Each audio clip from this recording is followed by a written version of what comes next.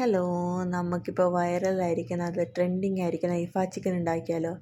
അതിനായിട്ട് ആദ്യം തന്നെ നന്നായി കഴുകി വെച്ച ചിക്കൻ്റെ ബ്രസ്റ്റ് പീസ് എടുത്ത് അതിലേക്ക് ആവശ്യത്തിനുള്ള മുളക് പൊടി, ഉപ്പ്, പിന്നെ കുറച്ച് മല്ലിപ്പൊടി, പിന്നെ ആവശ്യത്തിന് തൈര്, കുറച്ച് മഞ്ഞൾപ്പൊടി ഇതെല്ലാം കൂടിയിട്ട് ചിക്കന് നന്നായിട്ട് മസാല ഇട്ട് വെക്കുക.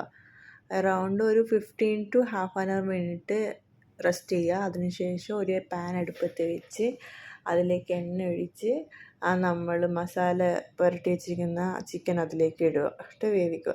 പിന്നെ അതേ സമയം തന്നെ നമ്മൾ ബോയിൽഡ് എഗ്ഗ് അതിൻ്റെ വൈറ്റ് മാത്രം എടുക്കുക. പിന്നെ അതിലേക്ക് ആവശ്യത്തിനുള്ള ഗാർലിക്ക്, ഒരു ചീസ്, ലെമണ്, ക്രീമാണ് വേണ്ടത്. ക്രീം എൻ്റെ കയ്യിലില്ലാത്തതുകൊണ്ട് കുറച്ച് പാലും കൂടി ഇട്ടിട്ട് ഒരു മയണൈസ് പോലെ ഒരു ക്രീം തയ്യാറാക്കുക.